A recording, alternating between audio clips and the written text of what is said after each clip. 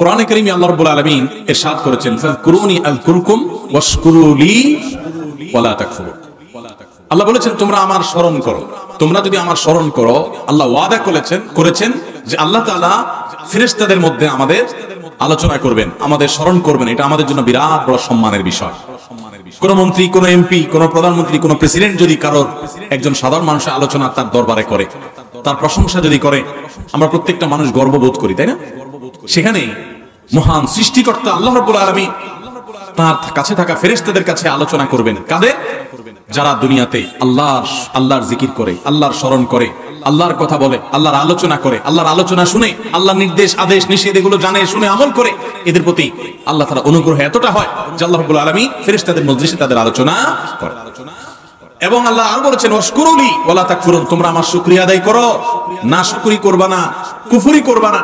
তাহলে এখানে শুকরিয়ার বিপরীতে আল্লাহ তাআলা কুফরি উল্লেখ করেছেন। তার মানে আল্লাহর কৃতজ্ঞতা আদায় করলে মানুষ ঈমানদার হয়, আর আল্লাহর কৃতজ্ঞতা আদায় না করলে, শুকরিয়া আদায় না করলে, নিয়ামতের অস্বীকার করলে, নাশকরি করলে সেটা হয় কুফরি। সেটা হয় কি? কুফরি। অতএব আমরা সবাই আল্লাহ তাআলার শুকরিয়া আদায় করব। আল্লাহ আমাদের সবাইকে তৌফিক দান করুন। আল্লাহ সুবহানাহু ওয়া তাআলা বলেছেন কোরআনে হাকিমের মধ্যে, ওয়া কালিলুম মিন ইবাদিয়াশ শাকুর, আমার বান্দাদের মধ্যে শুকরগুজার বান্দা খুব কম আছে।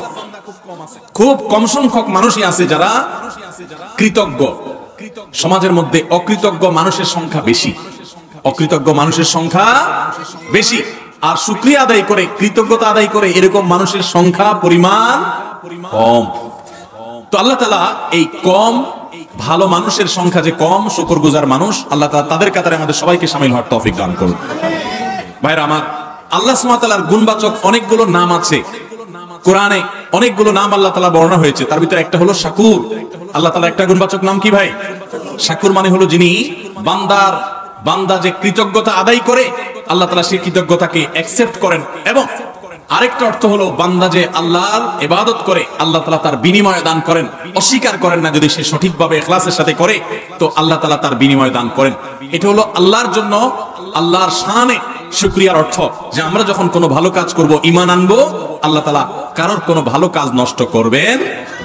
তিনি অকৃতজ্ঞ নন, অর্থাৎ কেউ কোনো আমল করলে, কেউ কোনো ঈমান আনলে, কোনো ভালো কাজ করলে আল্লাহ তাআলা সেটা অস্বীকার করেন না। যথাযথভাবে সঠিকভাবে করলে আল্লাহ তাআলা সেই বিনিময় ঠিকই তাকে দান করে দেন। ভাইরা আমার, কোরআনে কারীমে আল্লাহ তাআলা নূহ আলাইহিস সালাম সম্পর্কে বলেছেন, ইন্নাহু কানা আবদান শাকুরা। নূহ আলাইহিস সালাম তিনি আল্লাহর কৃতজ্ঞ বান্দা ছিলেন। এমন মানুষ ছিলেন যে তিনি কৃতজ্ঞ। আপনারা নূহ আলাইহিস সালামের কথা জানেন? নূহ আলাইহিস সালাম পৃথিবীতে কত বছর বেঁচে ছিলেন জানেন? 950 বছর। কত বছর? 950 বছর। এটা এখনকার আলাপ না। এখন তো মানুষ এত বেশি বাঁচে না, 50, 60, 70, 80, 90, 100 বেশি মানুষ বাঁচে না, তাই না? নূহ আলাইহিস সালাম পৃথিবীতে কখন আসছে জানেন? নূহ আলাইহিস সালাম আমাদের নবী সাল্লাল্লাহু আলাইহি ওয়াসাল্লামেরও হাজার বছর আগে আসছে। কত হাজার বছর আগে আসছেন একমাত্র আল্লাহ ভালো জানেন। তবে নূহ আলাইহিস সালামের পর পৃথিবীকে আল্লাহ তাআলা পুনরায় নতুন করে সাজিয়েছেন, বিন্যস্ত করেছেন। এই পুরা পৃথিবীকে ধুয়ে মুছে মহাপ্লাবনে, বন্যায়, মহাবন্যায় গোটা পৃথিবীকে ডুবিয়ে নিমজ্জিত করে, সব পৃথিবীর বেশিরভাগ মানুষ কুপুরিতে নিমজ্জিত হয়েছে, গোটা পৃথিবীকে শেষ করেছেন একটা বিশাল বড় জাহাজে। নূহ আলাইহিস সালামের সাথে যারা ঈমান আনছেন, হাতে গোনা কয়েকজন, তাদের সংখ্যা সম্পর্কে মুফাসসিরগণ অনেকটা বলেছেন। সব মিলিয়ে 100-র নিচে ছিল তাদের সংখ্যা। এবং কিছু প্রাণীকুল জোড়ায় আল্লাহ তুলতে বলেছেন, তাদেরকে ছাড়া বাকি সবাইকে শেষ করেছেন। নূহ আলাইহিস সালাম, ইব্রাহিম আলাইহিস সালামেরও আগে, মুসা আলাইহিস সালামেরও আগে, ঈসা আলাইহিস সালামেরও আগে, দাউদ আলাইহিস সালামেরও আগে, সুলাইমান আলাইহিস সালামেরও আগে, আমাদের নবী সাল্লাল্লাহু আলাইহি সাল্লামেরও আগে, অনেক আগে। এই নূহ আলাইহিস সালাম 950 বছর নিজের জাতিকে দাওয়াতের কাজ করেছেন। এই যে একটু আগে বললাম, এলাকার মানুষের উপকার করলে অনেক সময় এলাকার মানুষ অকৃতজ্ঞ হয়, নাশুকরি করে, পারলে যে উপকার করছে তার আরো ক্ষতি করে। আছে না? এরকম নাশুকর সব যুগেই ছিল।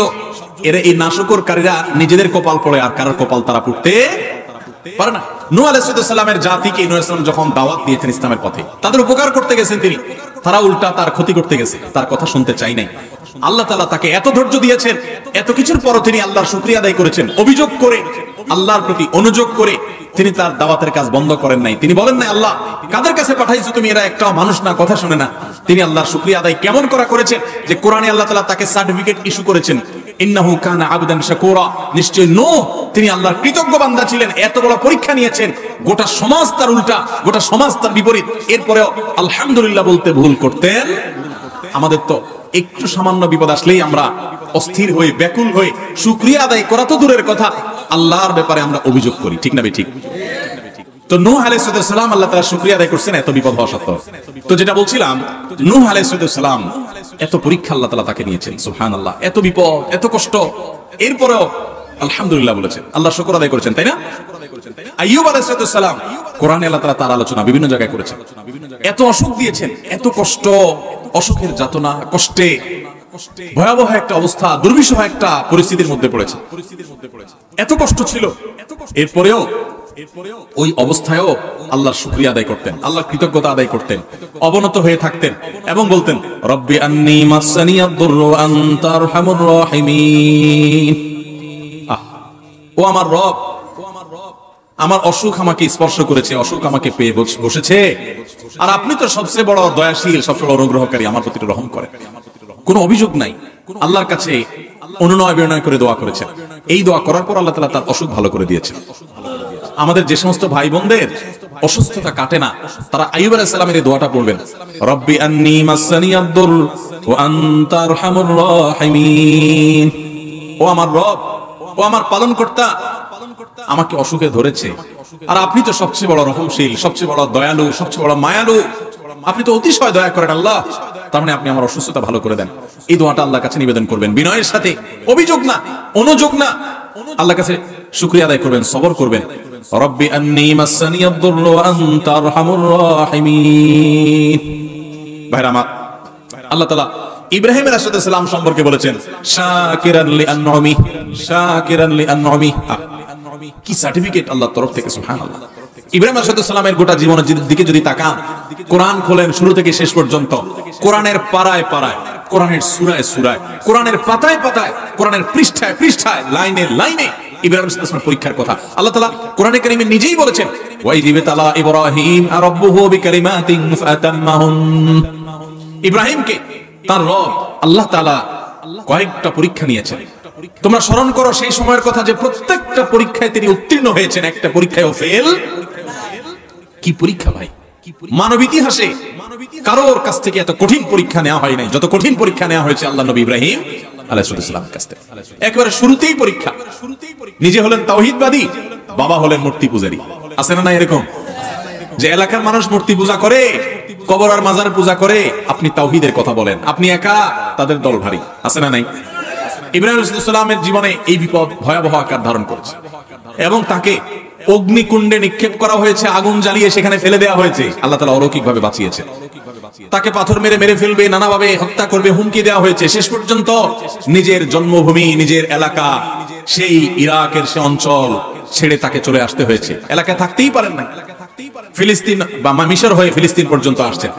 আল্লাহর আরেক পরীক্ষা, মাত্র ইসমাইল জন্মগ্রহণ করেছেন আলাইহিস সালাতু ওয়াস সালাম, আল্লাহর নির্দেশ হলো চলে যাও মক্কায়। খেয়াল করেন, ইব্রাহিম আলাইহিস সালামকে আল্লাহ তাআলা নির্দেশ করেছেন এই ছোট বাচ্চা, মা সহকারে, বাচ্চার মা হাজরা এবং ইসমাইল দুজন আলাইহিস সালাতু ওয়াস সালামকে মক্কার জনমানব শূন্য পাহাড়ি এলাকায় নিয়ে ফেলে রেখে আসো। ওই পাহাড়ি এলাকায় আপনি যদি দুই চারজন বন্ধু নিয়েও হাঁটেন, আপনি ভয়ে ভড়কে যাবেন, কারণ আশেপাশে কোনো মানুষজন ছিল না, শুধু পাহাড়, নীরব নিস্তব্ধ পাহাড়, সেখানে রেখে আসতে বলছে। ভাইরা আমার, কত কঠিন পরীক্ষা! আল্লাহর নির্দেশ পালন করার জন্য সেই ফিলিস্তিন থেকে মক্কায় নিয়ে আসলেন নিজের স্ত্রী আর ছোট দুধের বাচ্চাকে। যাদের আল্লাহ তাআলা দুধের বাচ্চা দিয়েছেন তারা জানেন সন্তানের মায়া কি জিনিস, তাই না? সন্তানের মায়া কি জিনিস। সন্তানদের ছাড়া একদিন বাইরে থাকতে পারেন না, অস্থির হয়ে যান, বাইরে গেলেই ভিডিও কল দেওয়া শুরু করেন দেখার জন্য। আর ইব্রাহিম আলাইহিস সালাম আল্লাহর নির্দেশ পালন করার জন্য ওই মা এবং সন্তানকে মক্কায় রেখে চলে গেলেন। চলে যাচ্ছেন, তখন হৃদয় ছিঁড়ে যাচ্ছে মায়ায়, কিন্তু আল্লাহর নির্দেশ, আল্লাহ কঠিন নির্দেশ করেছেন যে আল্লাহর কঠিন নির্দেশ তুমি পালন করতে পারো কিনা। আল্লাহ সে পরীক্ষা নিয়েছেন তার কাছ থেকে, তিনি পরীক্ষা উত্তীর্ণ হয়েছেন, আল্লাহ নির্দেশ পালন করে চলে আসছেন। কোনো মানুষ নাই, এই বাচ্চার মার খাবার কি ব্যবস্থা হবে। আল্লাহ তাদেরকে মেরে ফেলেন নাই, মক্কা তাদের মাধ্যমে আবাদ হয়েছে। মক্কা, আজ যে মক্কা নগরীতে আমরা যাচ্ছি, সেটি প্রতিষ্ঠা এবং আবাদ হয়েছে তাদের মাধ্যমে। যাই হোক, আরেকটা পরীক্ষা আল্লাহ নিয়েছেন। এই ইসমাইল আবার যখন একটু বড় হলেন, আলাইহিস সালাম পরে নবী হয়েছেন, তখন ইসমাইল তাকে স্বপ্নে যখন একটু কিশোর বয়সে আসছেন, বাপের সাথে কাজ করার যোগ্যতা হয়েছে, তখন আল্লাহ তাআলা ইব্রাহিম ইসলামকে নির্দেশ করলেন স্বপ্নে নিজের ছেলেকে কোরবানি করা। কঠিন নির্দেশ, সেই নির্দেশও পালন করার জন্য প্রস্তুত হয়ে চলে গেছেন, কিন্তু আল্লাহ তাআলা ছেলেকে জবে হইতে দেন নাই। আল্লাহ দরকার ছিল পরীক্ষা, আল্লাহ চেয়েছেন পরীক্ষা নিতে, পরীক্ষা হয়ে গেছে। ইব্রাহিম ইসলাম এত কঠিন পরীক্ষার মধ্যে সারাটা জীবন গেছে সংগ্রাম সংগ্রাম সংগ্রাম, কঠিন বিপদ আপদ, বিপদ আপদে। এত কিছুর পরও আল্লাহ তাআলা নিজে সার্টিফিকেট দিচ্ছেন তিনি কি ছিলেন? শাকিরাল লিআনউমি, তিনি আল্লাহর সব নিয়ামতগুলোর প্রতি শুকর আদায় করতেন। সুবহানাল্লাহ। ভাইরা আমার, এইভাবে গোটা কোরআনে আপনি দেখবেন আল্লাহ রাব্বুল আলামিন আমাদেরকে শুকর আদায় করার, কৃতজ্ঞ মানুষ হওয়ার জন্য অনুপ্রেরণা দিয়েছেন, উৎসাহ দিয়েছেন, নির্দেশ দিয়েছেন। এবং কোরআনে কারীমে আল্লাহ তাআলা এও বলেছেন লা ইন শাকারতুম লাযিদান্নাকুম, যদি তোমরা আমার শুকরিয়া আদায় করো, যা পাইছো এই পাওয়ার পর যদি শুকর আদায় করো, আল্লাহ বলেছেন নিয়ামত আমি বাড়ায় দিব। ওয়ালা ইন কাফারতুম ইন্না আযাবি লাশাদীদ, আর যদি আমার শুকরিয়া আদায় না করো, কুফরি করো, না শুকরি করো, তো মনে রাখবা আমার আযাব অত্যন্ত কঠিন, অত্যন্ত শক্ত। ভাইরা আমার, কোরআনে কারীমে বহু আয়াতে আল্লাহ রাব্বুল আলামিন এই শুকর সম্পর্কে বলেছেন। তায়াম্মুমের বিধিবিধান দিয়ে আল্লাহ তাআলা বলেছেন লাআল্লাকুম তাশকুরুন, তোমাদেরকে ওযু করতে না পারলে তায়াম্মুম বিকল্প ব্যবস্থা আল্লাহ তাআলা দিয়েছেন যেন তোমরা আল্লাহর শুকরিয়া আদায় করো। এবং আল্লাহ তাআলা বাতাস, মানুষ উপকার দিয়েছেন, উপকারী বাতাস, সেটা বর্ণনা কোরআনে দেওয়ার পর বলেছেন লাআল্লাকুম তাশকুরুন, যাতে তোমরা সেই নিয়ামতকে আল্লাহর শুকর আদায় করো। এবং আল্লাহ রাব্বুল আলামিন কোরআনে কারীমে আমাদেরকে এই পৃথিবীকে বসবাসযোগ্য করে দিয়েছেন, সে বিষয়ে আলোচনা করার পর বলেছেন যে এত কিছু পাওয়ার পর কালিলাম মা তাশকুরুন, তোমাদের মধ্যে খুব অল্প সংখ্যক মানুষ আল্লাহর ইবাদত করে। নবী করিম সাল্লাল্লাহু আলাইহি সাল্লাম আল্লাহর কাছে দোয়া শিক্ষা দিয়েছেন আমাদেরকে, আল্লাহুম্মা আইন্নি আলা যিকরিকা ওয়া শুকরিকা ওয়া হুসনি ইবাদাতিক। প্রত্যেক নামাজের পরে, 5 ওয়াক্ত নামাজের পরে এই দোয়া পড়া সুন্নাত, নবী সাল্লাল্লাহু আলাইহি সাল্লামের দোয়া। আল্লাহুম্মা আইন্নি আলা যিকরিকা ওয়া শুকরিক, আল্লাহ আমি যেন আপনার জিকির করতে পারি, আল্লাহ আমি যেন আপনার শুকর করতে পারি, আপনি আমাকে সাহায্য করেন। ওয়া হুসনি ইবাদাতিক, এবং আপনার ইবাদত যেন সুন্দরভাবে করতে পারি সেই তৌফিক দান করেন। এই দোয়াটা সবসময় পড়বেন, আল্লাহুম্মা আইন্নি আলা যিকরিকা ওয়া শুকরিকা ওয়া হুসনি ইবাদাতিক। আমার সাথে বলেন, আল্লাহুম্মা আইন্নি আলা যিকরিকা ওয়া শুকরিকা ওয়া হুসনি ইবাদাতিক। এর অর্থ হলো আল্লাহ, ও আল্লাহ আপনি আমাকে আপনার যেন জিকির করতে পারি, আপনার জন্য শুকর করতে পারি, আপনার জন্য ভালোভাবে ইবাদত করতে পারি, সুন্দরভাবে যেন ইবাদত করতে পারি, আল্লাহ সেই তৌফিক দান করেন। তাহলে এই শুকরিয়া আদায় করার তৌফিক আল্লাহর কাছ থেকে নবী সাল্লাল্লাহু আলাইহি সাল্লাম চেয়ে নিতেন। আল্লাহ আমাদের সবাইকে শুকরগুজার মানুষ হওয়ার তৌফিক দান করেন। ঈমানদার সুখে তো শুকর আদায় করবেই, দুঃখেও শুকর আদায় আমাদের চরিত্র হলো। সুখ যখন আল্লাহ তাআলা দেন, তখন আমরা আল্লাহর শুকর আদায় না করে নিজের ক্রেডিট জাহির করি, নিজের কৃতিত্ব জাহির করি, আছে না নাই? একটা লোক অনেক কষ্ট করে কিছু টাকা পয়সা কামাই করছে, কিছু ঘরবাড়ি হয়েছে, কিছু জমি জমা হয়েছে, ব্যবসা বাণিজ্য হয়েছে, বিদেশ গেছেন, অনেকদিন বিদেশ করার পর অনেক কিছু করতে পারছেন। যদি জিজ্ঞাসা করে কেউ, ভাই এত কিছু যে করছেন কেমনে, কিভাবে এত কিছু করলেন, তো অনেক লোক নিজের গল্প শোনানো শুরু করে। ভাই জানেন না, মাথার গাম পায়ে ফেলে আজ পর্যন্ত আসছি, এমনি এমনি আসি নাই ভাই, বলে কি বলে না? তার মানে আমি যা করছি, যা দেখছেন, এই সবগুলো আমার মাথার গাম পায়ের ফসল। আমার কথা হলো, ওরে ভাই, তোমার চাইতে আরো বহু বেশি কষ্ট করা মানুষ রাস্তা রাস্তায় এখনো ঘুরতেছে, কিছু করতে পারে নাই, আছে না নাই? অনেক লোক আছে যে 2-5-10 বছর বিদেশ করার পর অনেক কিছু করে ফেলছেন। আরে ভাই, আপনার চাইতে আরো বেশি দিন বিদেশ করার পর কিচ্ছু করতে পারে নাই এমন বহু লোক আছে না নাই? তাহলে শুধু পরিশ্রম দ্বারাই যদি হতো, তাহলে তার কেন হলো না? একজন কৃতজ্ঞ ঈমানদার তিনি এভাবে বলবেন না, তিনি বলবেন এগুলো সব আমার আল্লাহর দান। বাংলাদেশের প্রথম সারির একজন ব্যবসায়ী 1, 2, 3 যদি আনেন তো 3-এর মধ্যে পড়বে, আমি নাম বললাম না। এরকম একটা শিল্প প্রতিষ্ঠান এর মালিক, এরকম একটা গ্রুপ অফ কোম্পানির মালিক, তার সাথে একবার একটা যে কোনো একটা বিষয় একটা মিটিং ছিল। তো একান্ত আলাপচারিতায় আমার সাথে মিটিং এ যারা ছিলেন এর ভিতরে এক ভাই বললেন যে আল্লাহ আপনাকে এত সম্পদ দিয়েছেন, শত শত হাজার হাজার কোটি টাকা, আপনার সারা দেশের ব্যবসার একটা বড় অংশ আপনি কন্ট্রোল করেন, বা আল্লাহ আপনাকে দিয়েছে। এই যে এত বড় ব্যবসা, এত বিশাল পর্যায়ে আল্লাহ তাআলা আপনাকে ব্যবসা করার তৌফিক দিয়েছে, আপনি একটু আমাকে হিস্ট্রিটা যদি বলেন, আমি সেটা রেকর্ড নিয়ে একটু বই করতে চাই, যাতে তরুণ যারা উদ্যোক্তা আছে তারা অনুপ্রেরণা পায়, তারা যেন শিখতে পারে যে কিভাবে ব্যবসা বাণিজ্য ডেভেলপ করবে, কিভাবে উদ্যোক্তা হিসেবে সাকসেস হবে। আপনার সাকসেস স্টোরি, আপনার সিক্রেটস গুলো একটু আমাদেরকে জানাবেন, তাহলে আমরা বই প্রকাশ করতে চাই। এটা আমার সাথে থাকা একজন আরেক গুরুত্বপূর্ণ ব্যক্তি তিনি বলেছেন। তো আমি তো হুজুর মানুষ, মাঝখানে বসে তাদের আলাপ শুনছি। আমি চিন্তা করলাম, দেখি কি সিক্রেট, হাজার হাজার কোটি টাকার ব্যবসা বাণিজ্য, এত বড় বড় প্রতিষ্ঠান আল্লাহ তাআলা দিয়েছেন, তো এতগুলো প্রতিষ্ঠান আল্লাহ দিয়েছেন, এত টাকা পয়সা দিয়েছেন, নিশ্চয় মায়ের পেট থেকে এতগুলো নিয়ে আসেন না। মায়ের পেট থেকে তো দূরের কথা, ঢাকা শহরে এত টাকা নিয়ে আসেন না, কিন্তু আল্লাহ এখন এত কিছু দিয়েছেন। কি সিক্রেট?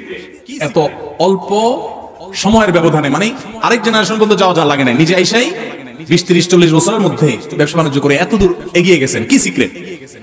তো ওই ব্যবসায়ী ভদ্রলোক তিনি জবাবে মুস্কি হেসে দিয়ে বললেন, দেখেন সত্যি কথা বলতে কি, এই যা দেখছেন আমার চেষ্টা সাধনা ছিল, চেষ্টা তো কত মানুষই করে। মূলত আসল সিক্রেট হলো, আসল রহস্য হলো যে এই সব কিছু আল্লাহ তাআলা আমাকে অনুগ্রহ করে দিয়েছে। আমি থ্যান্ডার্ড হয়ে গেলাম, শুনে অবাক হয়ে গেলাম। সুবহানাল্লাহ, এত বড় ব্যবসা প্রতিষ্ঠানের মালিক হওয়ার পরও আল্লাহর প্রতি এইভাবে কৃতজ্ঞতা আদায় করতে জানে, এটা তো একটা ব্যাপার।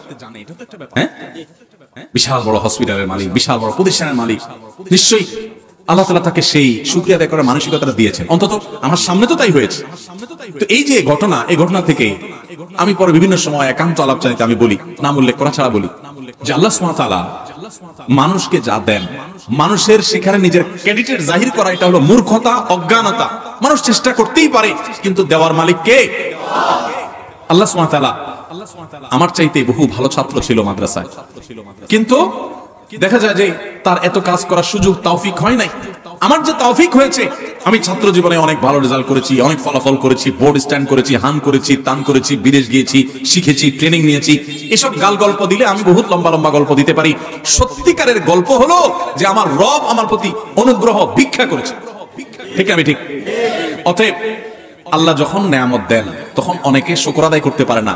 আল্লাহর নেয়ামত পায়া নাশকরি করে, আল্লাহর নেয়ামত পায়া আল্লাহর নেয়ামতের শুকর আদায় না করে নিজের ক্রেডিট জাহির করে। আছে না নাই?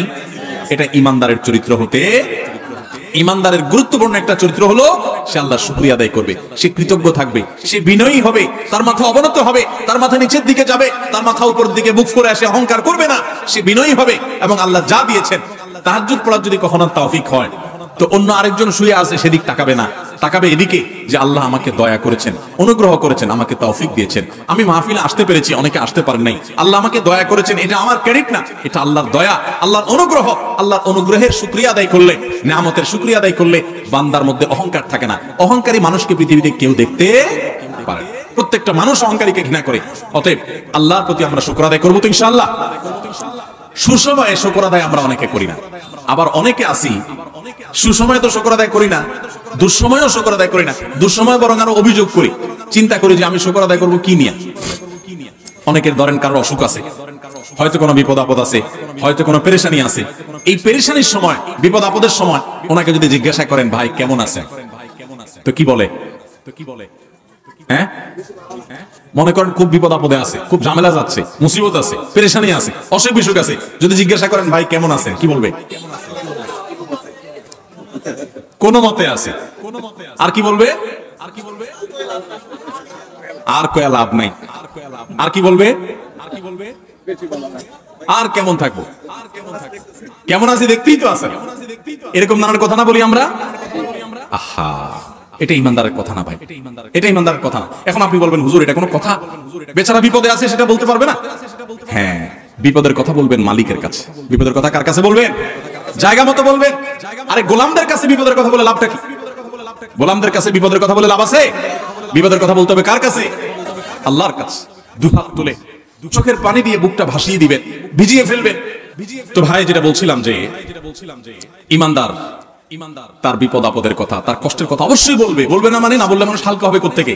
কিন্তু ভাই বিপদের কথা আল্লাহকে শোনাবেন। বিশ্বাস করেন মানুষের কাছে বিপদের কথা বললে বিপদ কমবে না, বরং বিপদ আরো কিরকম বাড়বে। আমি বলি, কারোর কাছে নিজের কষ্টের কথা বললে মানুষের মন শান্তি পায় না, মন আরো অস্থির হয়। আমি অর্থের কষ্টে আছি, আমি একজনকে বললাম ভাই অর্থের কষ্টে আছি, তার কাছে আমি ছোট হলাম না বড় হলাম? কারোর কাছে ছোট হইতে কারোর ভালো লাগে? কিন্তু আপনি যদি জায়গা মতো বলেন, মালিকের কাছে চোখের পানি ফেলে বলেন আল্লাহ আমি অনেক কষ্টে আছি, মালিক আপনি জানেন সবকিছু, আল্লাহ আপনি আমার প্রতি রহম করেন, আল্লাহ আপনি আমাকে ভিক্ষা দান করেন, আল্লাহ আপনি আমাকে অনুগ্রহ করেন। আপনি যদি আল্লাহর কাছে চোখের পানি ফেলে নিজের কষ্টের কথা বলেন, ভোর রাতে উঠে তাহাজ্জুদের সময়, আল্লাহর কসম করে বলছি, তালতলার ভাইরা, কসবার ভাইরা, আল্লাহর শপথ করে বলছি, আল্লাহর কাছে যদি বলতে পারেন দেখবেন সাথে সাথে বলে শেষ করবেন, চোখের পানি ফেলে একটু সিজদায় গিয়ে একটু দোয়া ভালো করে একটু কাঁদতে কাঁদতে বলেন, যেমনি পারেন নিজের ভাষা একটু আল্লাহর কাছে খুলে বলেন। বলার পর দেখবেন নিজের মনটা অনেক হালকা হয়ে গেছে।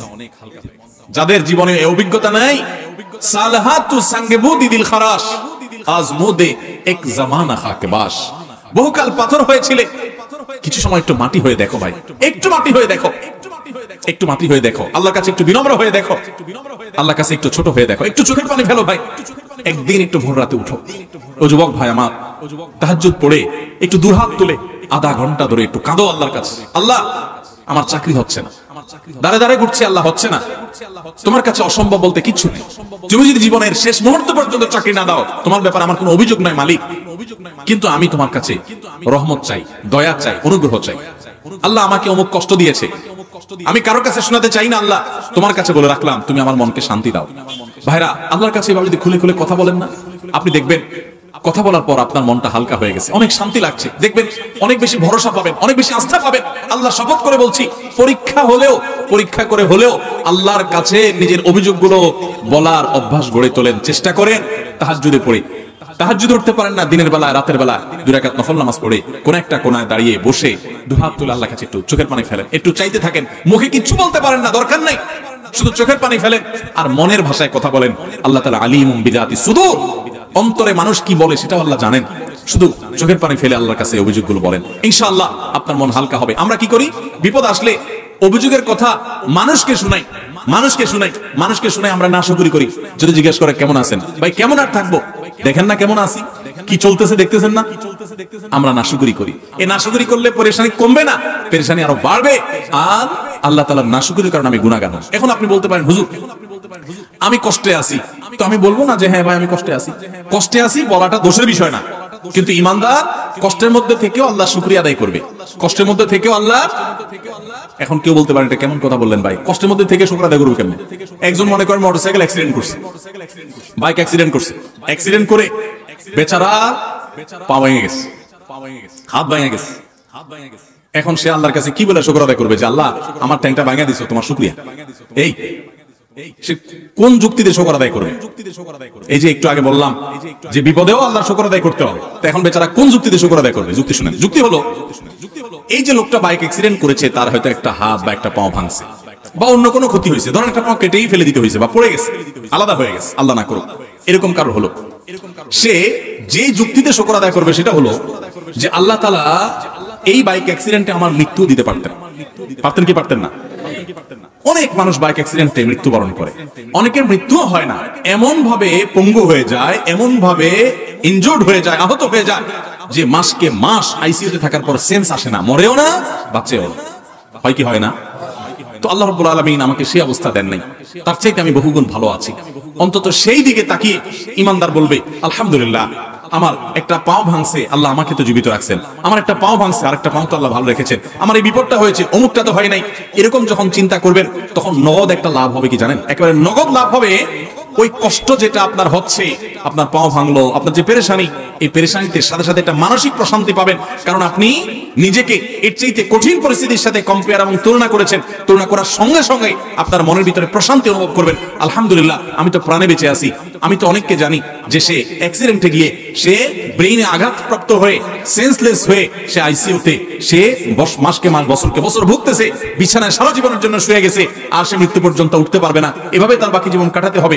আমি তার তুলনায় আল্লাহ অনেক ভালো রেখেছেন, যে পাও ভাঙছে 1-2 মাস পর ইনশাআল্লাহ ঠিক হয়ে যাবে, হয়তো কিছু পয়সা খরচ হবে, এর চাইতে বেশি পয়সাও তো খরচ হতে পারতো, আল্লাহ তাআলা আমাকে সেই তুলনায় তো ভালো রেখেছেন। এই কথা চিন্তা করে শুকর আদায় করবেন, এর নাম হলো ইমানদার। আল্লাহ তাআলা আমাদের সবাইকে সুখে দুঃখে সর্বাবস্থায় আলহামদুলিল্লাহ বলার তৌফিক দান করুন। আমার কাছে অনেক মানুষ আসে অফিসে, আয়েশা বলে হুজুর আমার বিপদের কোনো শেষ নাই, কোনো শেষ নাই। অনেক সময় মহিলারা আসেন, এসে বলেন ভাই একদিক থেকে তো মানুষ একটু সুখে থাকে, আমার স্বামীটাও মানুষ না, কষ্ট দেয়, শাশুড়িও অনবরত আমাকে কষ্ট দেয়, দুঃখ দেয়। আমি বাপের বাড়িতে গেলে বাপের বাড়িতে আমাকে কটু কথা শোনায়, মন্দ কথা শোনায়, তারা আমার দোষ দেয়, তারা পরিস্থিতিটা বোঝার চেষ্টা করে না। হুজুর এমন মহিলাও আমার কাছে ফোন করেছে, বলেছে হুজুর স্বামীটা তো অমানুষ, মানুষ নিজের পেটের সন্তানগুলো বড় হওয়ার পর বাপের মতো তারাও অমানুষ হয়ে গেছে, আমাকে চিনেও না। আমি সেই সমস্ত বোনকে বলি যে আপনার স্বামী, ছেলে মেয়ে, বাপ মা সবাই অমানুষ, সবাই আপনার প্রতি জুলুম করছে, সবাই কষ্ট দিচ্ছে, আমি মেনে নিলাম। এই সকল কষ্টের বিনিময়ে যদি আল্লাহ তাআলা আপনাকে জান্নাত দেওয়ার সিদ্ধান্ত নেন, যে আমার বান্দিকে আমি স্বামীকে দিয়ে কষ্ট দিব, খানায় কষ্ট দিব, অসুখ দিয়ে কষ্ট দিব, নানা রকম বিপদ দিব, এই বিপদগুলোর কি একসময় শেষ আছে না নাই? শেষ আছে? আর কিছু না হোক মরলে তো শেষ হয়ে যাবে। মরার পরে কি স্বামী কষ্ট দিতে পারবে, শাশুড়ি কষ্ট দিতে পারবে? কে কষ্ট দিতে পারবে না। আপনার যত কষ্টই হোক এই কষ্টের একটা এন্ডিং আছে না নাই? আচ্ছা, একটা শেষ আছে।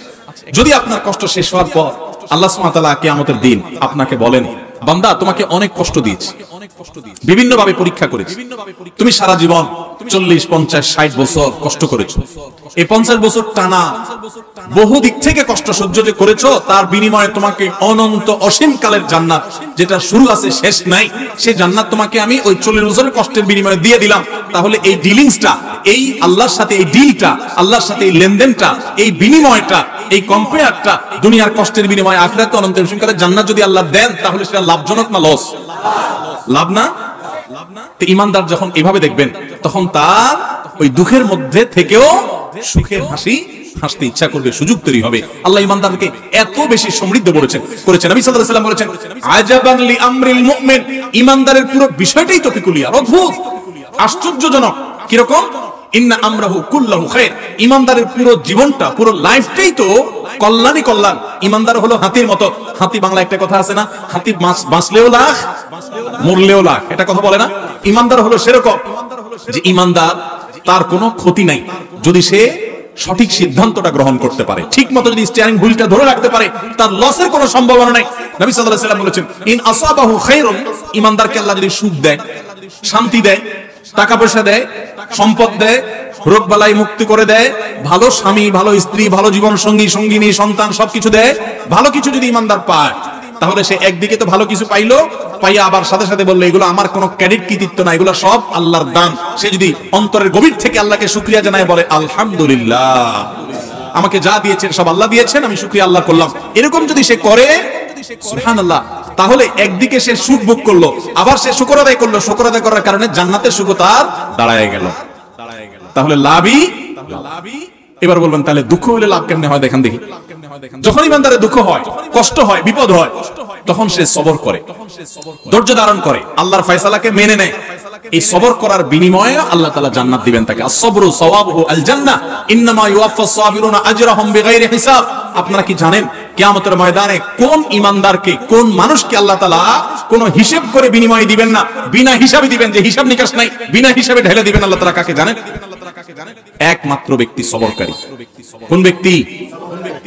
যে অসুখে সবর করেছে, বিপদ আপদে সবর করেছে, মানুষের কটুকতায় সবর করেছে, অসুখ বিসুখে সবর করেছে, মুসিবতে সবর করেছে, ধৈর্যের পাহাড় হয়েছে, ধৈর্য ধারণ করেছে, সবর করে ঢোক গিলেছে, সবর করে নিজেকে নিয়ন্ত্রণ করেছে, কোনো কষ্টে হাহুতাশ করে নাই, নাশুকুরি করে নাই, আল্লাহর কুফরি করে নাই, গালিগালাজ করে নাই, মুখ খারাপ করে নাই, ভাঙচুর করে নাই, নিজেকে নিয়ন্ত্রণ করতে পারছে, ধৈর্য ধারণ করতে পারছে, ধৈর্যের ঢোক গিলতে পারছে যে ব্যক্তি, এই ব্যক্তি সম্পর্কে আল্লাহ বলেছেন, ইন্নামা ইউওয়াফাস সাবিরুনা আজরাহুম বিগাইরি হিসাব।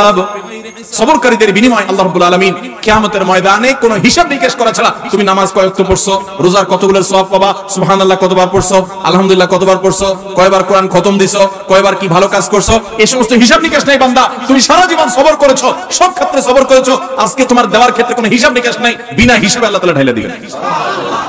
সবর করব তো ইনশাআল্লাহ। বাংলা একটা প্রবাদ আছে, সবুরে মেওয়া ফলে। সবুরে মেওয়া ফলে। মেওয়া মানে বুঝেন? মেওয়া মানে ফল।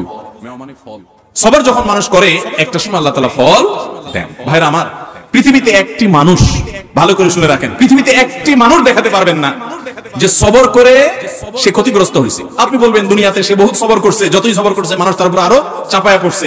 আমি বলবো যদি সে আল্লাহর জন্য সবর করে থাকে, তো হাতির মতো মরলেও লাগ, বাঁচলেও লাগ, তার এই সবরের বিনিময়ে আল্লাহ তাআলা দিবেন না? দিবেন না? দিবেন। আর বেশিরভাগ ব্যক্তি সবরের ফলাফল দুনিয়াতেই দেখে যায় ভাইরা আমার। আর যে সবর করে না, আপনার ধরেন একটা অসুখ বিসুখ হয়েছে, আপনি এখন গালিগালাজ করলেন, হ্যাঁ, আপনার একটা বিপদ হয়েছে, আপনি আল্লাহকে, ফেরেশতাদেরকে, আশপাশে মানুষদেরকে গালিগালাজ করলেন, মুখ খারাপ করলেন, ভাঙচুর করলেন, তাতে কি আপনার বিপদটা দূর হয়ে যাবে? আমার কথা কি বুঝতেছেন? কোন একটা পেরেশানি আসলো, ভাঙচুর করলেন, অস্থির হয়ে গেলেন, জামা কাপড় ছিঁড়লেন। অনেকে আছে নিজের আত্মীয় স্বজন মারা গেলে ধৈর্য ধারণ করতে পারে না। আমি নিজে কানে শুনেছি এরকম অনেকে, নিজের নাতি মারা গেছে, ছেলেটা মারা গেছে, তো বলে আজরাইল কি চোখ খাইছে? আর মানুষ দেখলো না, আমার নাতিটারানি দেখলো, একটা মাত্র দিছে আল্লাহ তাআলা, বংশের মধ্যে ওইটাই আল্লাহ তাআলা নিয়ে গেল। এরকম অনেকে বলে কি বলে না? কুফরি, ঈমান চলে যাওয়ার মতো কথা। আল্লাহ রাব্বুল আলামিন দিয়াও পরীক্ষা করেন, নিয়াও পরীক্ষা করেন। দেওয়ার পরও মনটাকে ছোট করে আল্লাহর দিকে শুকরিয়া আদায় করে নিজে অবনত থাকা, এটা হলো পরীক্ষা জেতার পথ। আর আল্লাহ যখন নিয়ে যান তখন সবর করে ঢোক গিলতে পারা, এটা হলো সবর। আল্লাহ আমাদের সবাইকে তৌফিক দান করুন। আমরা সবর সবাই করি, কখন করি? মনে করেন মসজিদ থেকে বাইরে দেখেন জুতাটা নাই, মোবাইলটা ভুলে উজুখানায় থুয়া মসজিদে ঢুকছেন, এসে দেখেন মাত্র নামাজ পড়ে আসছেন, টুপিটা মাত্র খুলছেন, এখন দেখেন মোবাইলটা নাই, জুতাটা নাই। এবার চোরের মা বাপ 14 গোষ্ঠী, চাচা চাচি নানা দাদা যা আছে একটা একটা করে লিস্ট তালিকা ধরে গালিগালাজ করলেন। করে টোরে যখন দেখছেন হ্যাঁ গালিগালাজ করে তো লাভ নাই, চোখ তো নিয়ে পালাইছে। এবার আর যখন কিছু করার নাই, গালিগালাজ করে টোরে মাথা যখন একটু ঠান্ডা হয়েছে, এবার বলতেছেন যাক আল্লাহ ভরসা, সবর করি, আর কি করবো, আছে না নাই? সব গালিগালাজ দিয়া সাইরা এরপরে যখন দেখছেন হ্যাঁ গালিগালাজ তো দিলাম, লাভ তো হলো না, মোবাইল তো পাই নাই, বেটা তো নিয়ে পালাইছে। এবার আমরা শেষে বলি কি, যাক কি আর করা, আল্লাহ ভরসা। আরে চোর মোবাইল নিছে, আমার কপাল নিতে পারে নাই, থাক সবর করলাম। এটার নাম কি সবর? নবী করিম সাল্লাল্লাহু আলাইহি ওয়াসাল্লাম বলেছেন ইন্নামাস সাবরু ইনদাস সাদমাতিল উলা, প্রথম ধাক্কা যখন আসবে, হঠাৎ করে শুনলেন বাপ মারা গেছেন, মা মারা গেছেন, ছেলেটা মারা গেছেন, অ্যাক্সিডেন্ট হয়েছে, বড় বিপদ হয়েছে, ওই সময় যদি নিজেকে ধরে রাখতে পারেন, দাঁত খিচে না আমার মুখ দিয়ে কোনো খারাপ কথা বের হবে না, আমার আল্লাহ আমার পরীক্ষা নিচ্ছেন, আমি সবর করব, যদি নিজেকে নিয়ন্ত্রণ করতে পারেন, এর নাম হলো সবর। গালিগালাজ করে সব শেষ করে এরপরে বললেন যা কি আর করা, সবর করলাম, এর নাম সবর না, এর নাম দুই নাম্বারই। কথা কি বুঝতে পারছেন? অনেকেই আছে দেখবেন বাসায় গিয়া হয়তো কোন একটা জিনিস উল্টাপাল্টা দেখছে, আসার বিশাল ভাঙচুর করে এরপরে একাকার করে যখন দেখছে মাথাটা একটু ঠান্ডা হয়ে আসছে, এবার যাক যা হয়েছে যাক বলে যাও, আল্লাহ ভরসা, সবর করলাম, কি আর করা, আছে না নাই? এই দুই নাম্বারের নাম সবর। আল্লাহ তাআলা আমাদের সবাইকে সবর করার তৌফিক দান করুক। সবরের ওয়াজ করা যত সোজা, সবর করা কিন্তু এত, বসাই দিলে আপনিও বহুত কথা বলতে পারবেন, কিন্তু ওই ঠেলায় যখন পড়বেন, বিপদে যখন পড়বেন, কঠিন পরিস্থিতির মুখে দাঁড়িয়ে বিপদের মধ্যেও হাসতে পারা, এটা খুব সহজ কথা না ভাই। শত শতবার কোরআন খতম দেওয়া সহজ, হাজার হাজার রাকাত নফল নামাজ পড়া সহজ, শত শতবার দিন নফল রোজা রাখা সহজ, হাজার হাজার লক্ষ লক্ষ কোটি কোটি টাকা দান করাও সহজ। মহা কঠিন সময়ে নিজেকে নিয়ন্ত্রণ করে সবর করতে পারা, এটা এত সহজ। ও আরশে আজিমের মালিক, আপনি আমাকে, আমার ভাই বোনদেরকে, আমাদের সবাইকে আল্লাহ আপনি সবর করার তৌফিক দান করেন, সবরকারীদের কাতারে শামিল করে দেন মালিক, ধৈর্যের পাহাড় হওয়ার তৌফিক দান করেন। আমি জীবনে কিছু সবরকারী মানুষ দেখেছি, কিছু মানুষ দেখেছি, আমেরিকা থেকে আল্লাহর বান্দি বাংলাদেশী, এই কিছুদিন আগে মারা গেছেন। ওনার অনেক কথা শুনেছি অন্যদের কাছে, এবং বিভিন্ন সময় বিভিন্ন ডোনেশন করতেন, বিভিন্ন বিষয়ে যোগাযোগ করতেন। এত বিপদ আপদের মধ্য দিয়ে একটা মানুষের জীবন পার হইতে পারে, যেটা কল্পনা করলেও আমরা কল্পনা আনতে পারবো না যে বিপদ আপদ কত ভাবে হতে পারে। শুরুতেই স্বামী অমানুষ, তালাক দিয়ে দিয়েছে, এরপর সারাটা জীবন ভুগছেন ক্যান্সারের মতো রোগে, সেটাতেও পা কেটে ফেলে দিতে হয়েছে, এরপরে একটা একটা করে কয়েকটা অঙ্গ কেটে ফেলে দিতে হয়েছে, বিছানায় শয্যাশায়ী। এরপরও আল্লাহর বান্দার মুখে কখনো অভিযোগ ছিল না। তিনি বলতেন আমার মালিক আমার উপর খুশি আছে কিনা, আমার টেনশন সেটা, হাত যাক, পাও যাক, মাথা যাক, শরীর যাক, জীবন যাক, এটা আমার ইস্যু না, যত কষ্ট হয় আপনারা আমার জন্য দোয়া করবেন, আমি যেন সবরটা করতে পারি। ঈর্ষা হয়। আমি চিন্তা করলাম সুবহানাল্লাহ, অনেক লম্বা লম্বা ওয়াজ তো করা অনেক সহজ, এই মহিলার মতো এরকম সবরের পাহাড় হতে পারা তো কঠিন কাজ। আল্লাহর কত প্রিয় বান্দী হলে আল্লাহ তাকে এতটুকু তৌফিক দিয়েছেন। কোরআনে কারিমে আল্লাহ রাব্বুল আলামিন আল্লাহর কাছে সবর চাওয়ার শিক্ষা পর্যন্ত আমাদেরকে দিয়েছেন। আল্লাহ আমাদের সবাইকে সেরকম সবর করার তৌফিক দান করুন। আমাদের সবরের অবস্থা কি জানেন? পত্রিকায় কয়দিন পর পর দেখি বিয়ে বাড়িতে চিংড়ি মাছের সাইজ ছোট, সেজন্য 3 জন নাই। শুনেন না আপনারা? হ্যাঁ, দই নিয়ে একজন মারা গেছে বলে, আবার ওয়াজ করতেছি ব্রাহ্মণবাড়িয়ার মাটিতে বসে।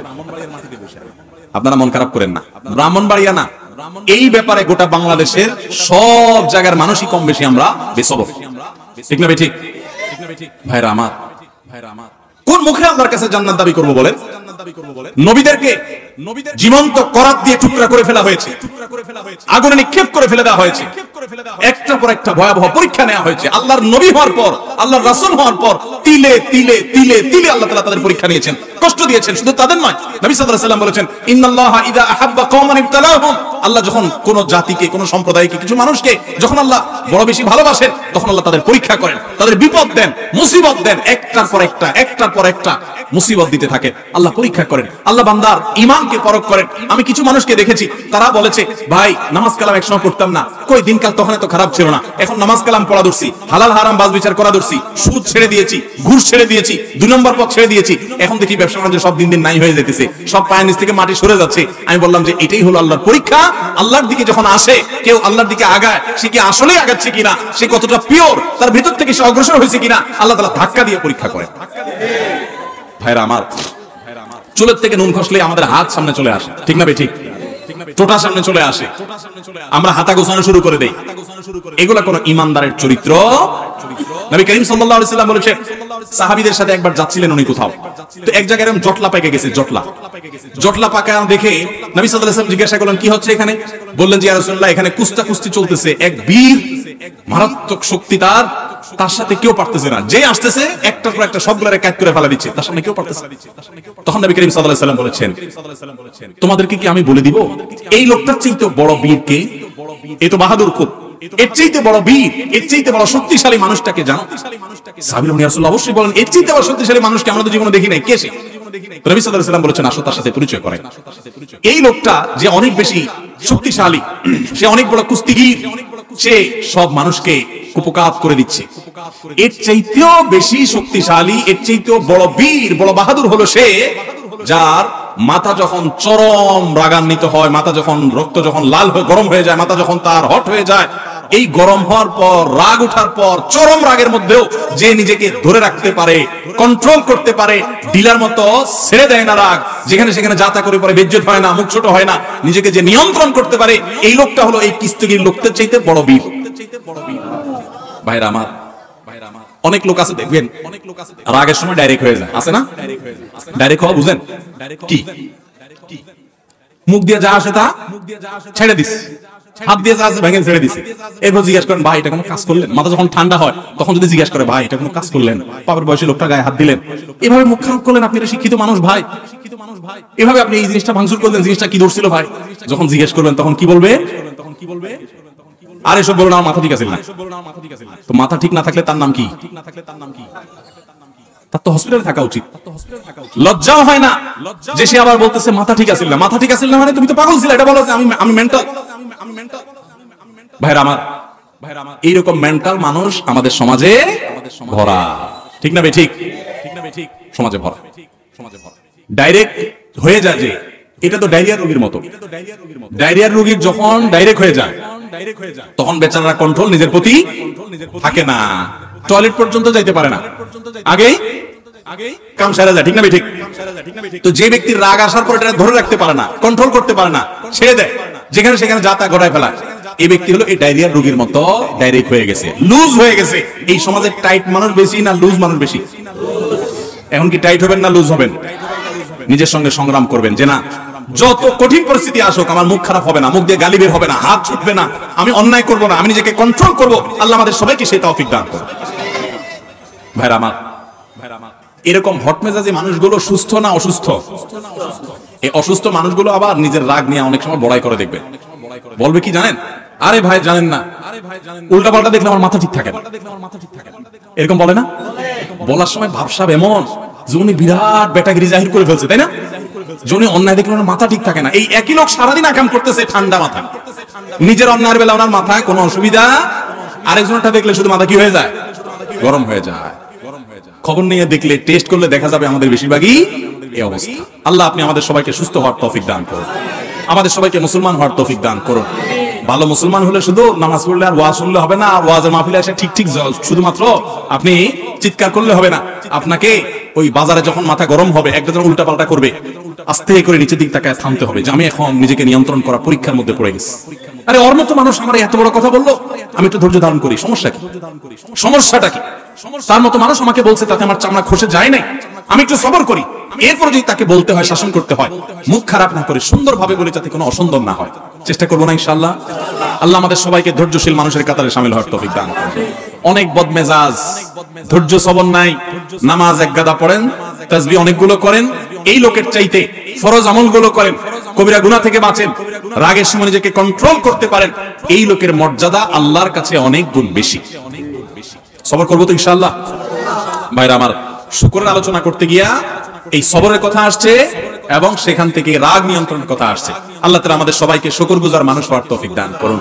তো বলছিলাম যে আল্লাহ যদি কষ্টের মধ্যে রাখেন তখন সবর করতে পারা, এটা হলো শুকরিয়ার পথ এবং পদ্ধতি, যে আমি সবর করব নিজেকে এবং শুকর আদায় করবো। আল্লাহ তুমি যে অবস্থা রেখেছো সেই অবস্থায় আমি শুকরিয়া আদায় করব। অনেক লোক আছে, আমার কাছে একজনে প্রশ্ন করেছে, ভাই আমার জীবনে আমি যা চাই তার উল্টাটা হয়। কোনদিন আমি আল্লাহর কাছে চাইছি আর হইছে এটা হয় নাই ভাই। চাকরি চাইছি রাস্তা রাস্তা করছি, হয় নাই ভাই। বিয়ে করতে গেছি, যেখানে গেছি ওখানেই না, বাধা আসছে আমার জীবনে। ভাই কেন এরকম বলেন তো? আমার কাছে প্রশ্ন দিচ্ছে। তো আমি বললাম, ভাই আপনি যে সত্য কথা বলেন না, একটা মিথ্যা কথা বলছেন, প্রমাণ আমার হাতে। কিরকম প্রমাণ? আমি বললাম, এই যে আপনি প্রশ্ন দিচ্ছেন, আমার লাইভ প্রশ্নোত্তর অনুষ্ঠানে শুক্রবার রাতে যেটা হয় 8টা, আমার এই লাইভ অনুষ্ঠানে কোন সপ্তাহে মাসে 25 থেকে 30,000 প্রশ্ন আসে। 30,000 প্রশ্ন আসে 1 ঘন্টায়।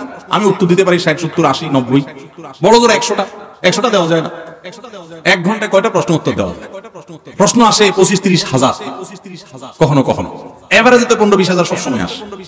তো আমি বললাম যে 25-30,000 মানুষের কমেন্ট থেকে আপনার কমেন্টটা আমার চোখে পড়ছে, আল্লাহ ফালাইছেন, আমি সেটা পড়ছি, তাহলে আপনি তো সবচেয়ে সাকসেস মানুষ আমি দেখতেছি। আপনি একটু আগে বললেন, আপনার প্রশ্নের মধ্যে আপনি লিখলেন যে ভাই আমি জীবনে যা চাই জীবনে তার উল্টাটা হয়, আমার কথা কোনোদিন পূরণ হয় না। আমাদের এই লাইভ অনুষ্ঠান 212-13টা পর্ব হয়ে গেছে এই পর্যন্ত, 4-5 বছর ধরে লাইভ করতেছি। এমন বহু লোক আছে যে 4-5 বছর ধরে চেষ্টা করে, বেচারার প্রশ্ন আমার চোখে আসে নাই। বৃষ্টির মতো প্রশ্ন আসতে থাকে ফেসবুকে, নিতে পারি না। আপনার প্রশ্নটা আমার কাছে আসছে, ধরা পড়ছে, আমি পড়তেছি, উত্তর দিতেছি। আপনি তো সৌভাগ্যবান মানুষ ভাই। আমরা এভাবে চিন্তা করি না, আমরা সব নেগেটিভ চিন্তা করি। গ্লাসের অর্ধেক পানি, বলেছি ভাই আমার গ্লাসটা অর্ধেক খালি, দেখছেন কেন? আপনি এভাবে দেখতে পারেন না, মাশাআল্লাহ আমার গ্লাস অর্ধেক পানি আছে, অনেকের গ্লাসে একটু পানি নেই। এভাবে দেখা যায় না। আল্লাহ আমাদেরকে এভাবে দেখার তৌফিক দান করুন। আপনার বউটার দেখেন রান্নাটা ভালো না, শুকরে দেখুন আপনার বউটার চরিত্র ভালো। অনেকের বউর রান্নাটা মাশাআল্লাহ পারফেক্ট, কিন্তু চরিত্রটা নাউজুবিল্লাহ। তাহলে তার তুলনায় আপনি ভালো না খারাপে আছেন। অনেক মহিলারা অভিযোগ করে, হুজুর আমার স্বামীটা অমানুষ, একটাবার জিগায়ও না খাইছো কিনা। আমি বললাম পরকিয়া করে কিনা? কোন সেটা করে, আলহামদুলিল্লাহ বলে। আবার আরেকজন এসে বলে, হুজুর আমার স্বামীটা পরকিয়া করে, 2 নাম্বারই করে। আমি কই পিঠে আপনারে? কোন সেটা করে। আমি আলহামদুলিল্লাহ পড়ে। ইমানদার সব সময় খুঁজবে যে শুকরিয়ার জায়গাটা কি। আপনার ঘরে ঢুকছেন, ঢুকে দেখছেন হায় হায় চোর বেটা ঢুকে টাকা পয়সা সোনা গয়না মোবাইল সব নিয়ে গেছে। এখন দেখার পর খুব স্বাভাবিক মানুষ হিসেবে চান্দি তো গরম হবে, মেজাজটা গরম হবে, মন তো খারাপ হবে। কিন্তু আপনি বুদ্ধিমান মানুষ হলে চিন্তা করবেন, আল্লাহ খাটটা নিতে পারেনি, আলমারিটা রয়ে গেছে, হ্যাঁ শোকেসটা নাড়তে পারে না, নাড়তে পারলে এটাও নিয়ে যেত, হ্যাঁ ফ্রিজটা নিতে পারে না, যাক আজকে যদি আগুন লাগতো এগুলো তো পুরো ছাই হয়ে যেত। আলহামদুলিল্লাহ সেই বিপদটা আমার হয় না। এখন আপনি বলবেন তাহলে আগুন লাগলে কি বলবো? আগুন লাগলে তখন বলবেন আল্লাহ যাক আমি তো বাঁচছি। কত মানুষ বাড়িতে ঘুমেছিল, আগুন লেগে বাড়িও পড়ে ছাই, সেও ছাই হয়ে গেছে, আছে না নাই? তো আল্লাহ তো আমাকে ভালো রেখেছে। ইমানদার সব সময় পজিটিভ পয়েন্ট খুঁজবে, খুঁজে আল্লাহ শুকর আদায় করবে। শুকর আদায় করলে আল্লাহর কোনো ঠেকা পড়ে না যে আপনার শুকর আদায় করলে আল্লাহ কোনো লাভ। আপনি শুকর আদায় করলে আপনি সুখে থাকবেন। কিভাবে সুখে থাকবেন? আপনার একটা বিপদের পর আপনি যদি হালকা হয়ে যান, তাহলে আপনি নির্ভর হয়ে যাবেন, আপনার পেরেশানি কমে যাবে। আল্লাহ আমাদের সবাইকে শুকরিয়া আদায় করার তৌফিক দান। তাহলে আমরা আল্লাহ শুকর আদায় করবো তো ইনশাআল্লাহ। শুকর 3 ভাবে করবো। কয় ভাবে? নাম্বার 1 মুখ দিয়ে শুকর আদায় করা। মুখ দিয়া সেটা কি? আলহামদুলিল্লাহ। মুখে কি বলা? আলহামদুলিল্লাহ। আল্লাহ তোমার শুকর আদায় করতেছ, আল্লাহ তোমার শুকর আদায় করতেছ। আল্লাহ তাআলার কাছে আল্লাহর প্রিয় বান্দারা দোয়া চাইতেন, রব্বি আউজি'নি আন আশকুরা নি'মাতাকা আল্লাতী আন'আমতা আলাইয়া ওয়া আলা ওয়ালিদাইহি। আল্লাহ আমার প্রতি আমার মা বাবা তুমি যে অনুগ্রহ করেছো, আল্লাহ সেই অনুগ্রহের শুকর আদায় করার তৌফিকও তুমি দিও। আল্লাহ তোমার জন্য শুকর আদায় করতে পারি না, শুকর যেন না হই। ভাইরা আমার, শুকর আদায় করার জন্য 1 নম্বর পদ্ধতি হলো মুখ দিয়া বলবো কি? আলহামদুলিল্লাহ, আলহামদুলিল্লাহ রাব্বিল আলামিন। মুখ দিয়া বলবো আল্লাহ শুকর, আল্লাহ শুকর। এটা একটা। দ্বিতীয়ত শুকরিয়া হবে অন্তর দ্বারা। কৃতজ্ঞতা, আসল কৃতজ্ঞতা হবে কি দিয়া? অন্তর থেকে আল্লাহ যা দিয়েছেন এটার উপর আপনি হ্যাপি থাকবেন, সুখে থাকবেন। আপনি সুখী হওয়ার মূল চাবিকাঠিটাই এই জায়গাটাতে, যে আপনি মনের দিক থেকে সুখে থাকবেন। এই জন্য নবী সাল্লাল্লাহু আলাইহি ওয়াসাল্লাম বলেছেন, লাইসাল গিনা বিকাসরাতিল আরদ ওয়ালাকিন্নাল গিনা গিনান নাফস। অনেক সম্পদের মালিক হওয়ার নাম ধনী হওয়া নয়। প্রকৃত ধনী হলো যে ব্যক্তির মন বড়, অল্প পায়াও সে নিজেকে অনেক সুখী মনে করে, সে আল্লাহ শুকর আদায় করে, ব্রড চিন্তা করে, সে তার চাইতে কষ্টে থাকা মানুষের সাথে তুলনা করে নিজেকে সুখী মনে করে। এই লোকটা হলো আসল ধনী। যার অনেক আছে কিন্তু এরপরও নাই নাই করে, খাই খাই করে, এই লোক দেখতে ধনী হলে কি আসলে ফকির। এই ফকির দেখবেন এখন ঘরে ঘরে জনে জনে, আছে না নাই? চারতলা বিল্ডিং করার পর ছাদে উঠলে দেখবেন রড বাই করে ফেলছে, আছে না নাই? এটা হলো 5 তলার ফকির। ভালো বলছেন, আপনার পুরস্কার দেওয়া উচিত। 4 তলা করার পরে ধরেন পারমিশন 4 তলারই আছে, আর করার পারমিশন নাই, এরপরে দেখবেন উপরে ছাদে উঠে রড বাই করে দিয়েছে, মানে জোড়া দিয়ে আরো 1 তলা। তাহলে এই ফকির হলো 5 তলার ফকির। 4 তলা আছে, 5ম তলার ফকির। আরো অনেক লোক আছে রিকশা চালা এসা কুড়ের ঘরে শুয়া একটু পান্তা ভাত, ডাল আর কাঁচামরিচ দিয়ে ডলে খায়া মনের ভেতর থেকে বলতেছে শুকর আলহামদুলিল্লাহ, পেট ভরে গেছে আল্লাহ, সে শুকর আদায় করে ঘুম দিয়ে দিছে। এই লোক, নবী সাল্লাল্লাহু আলাইহি ওয়াসাল্লাম বলছেন, এই লোক হলো ধনী, যে নিজেকে অভাবী মনে। একজন আসা, আমি প্রায় সময় দেখি যুবকরা বলে হুজুর একটু দোয়া করবেন, বেশি কিছু চাই না হুজুর, এই আল্লাহ তাআলা লাখ 5 টাকা দিয়ে দিলে আমি আর কিছু চাই না, একটা বাইক কিনবো, এলাকায় একটু ভাবসাব দরকার আছে, ছোটখাটো একটা দোকান দিব, আর বাকি কিছু টাকা থাকবে একটু চা পানি খাবো, ঘুরবো গাড়বো, জামা কাপড় কিনবো, একটা ভালো মোবাইল থাকবে, কোন রকম হুজুর আমি আল্লাহ কিছু চাই না, 5 লাখই চাই শুধু। আছে না এরকম অনেক যুবক? এই যুবক নির্বোধ। তোমার আল্লাহ 5 লাখ দিয়া দিল, দিয়া 10 লাখের অভাব ধরাই দিল, এটা কি লাভের? নাকি আল্লাহ 2 লাখ দিল, অভাব 1 টাকারও দিল না, কোনটা লাভের? 2 লাখটা লাভের না? তুমি আল্লাহর সাথে পাল্লা দিয়া তো গোল্লায় যাবা, 5 লাখ আর 10 লাখ এরকম নাচাইয়া বুদ্ধিমান মানুষের কাজ হলো। আল্লাহুম্মা ইন্নী আসআলুকাল আফিয়া, আল্লাহ আপনার কাছে আমি শান্তি চাই, সুখ চাই, সেটা আপনি কি 10 লাখ দিয়ে দিবেন না কোনো টাকা ছাড়া দিবেন সেটা আপনি জানেন, আমি কি চাই? সুখ চাই। আল্লাহ আমাদেরকে সঠিকভাবে দোয়া করার তৌফিক দান করুন। তাহলে ভাইরা, সম্পদ অর্জন করার নাম ধনী হওয়া নয়, ধনী হওয়া হলো মনের দিক থেকে নিজেকে কি মনে করার নাম? সুখী মনে করার নাম, যে আমি যেভাবে আছি ভাবে সুখী। তাহলে ভাইরা আমার, আল্লাহর কাছে আমরা শুকরগুজার মানুষ হওয়ার জন্য এই মনের দিক থেকে ধনী হওয়া শিখতে হবে।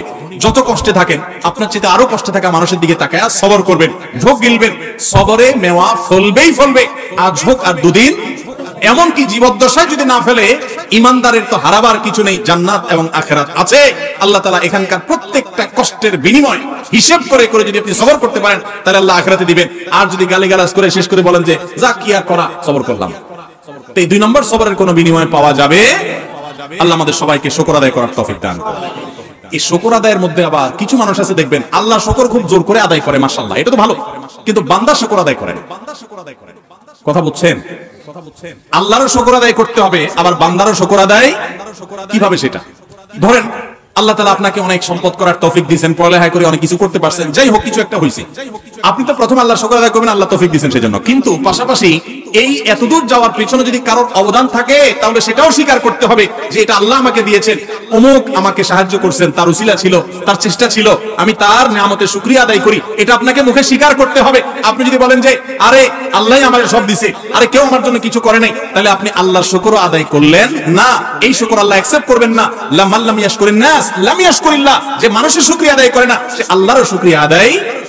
তাহলে শুধু আল্লাহ শুকর আদায় করলে হবে না, বান্দারও শুকর আদায় করতে চেষ্টা করবো তো ইনশাআল্লাহ। আল্লাহ আমাদের সবাইকে তৌফিক দান করুন। আল্লাহর শুকর আদায় করব, বান্দারও শুকর আদায় করব, ঠিক আছে তো ইনশাআল্লাহ? তাহলে আজকে থেকে সবর করব, রাগ নিয়ন্ত্রণ করব, কন্ট্রোল শিখব, সেই সাথে আল্লাহ তাআলা যে অবস্থা রাখেন সে অবস্থায় প্রাণ খুলে বলবো আলহামদুলিল্লাহ।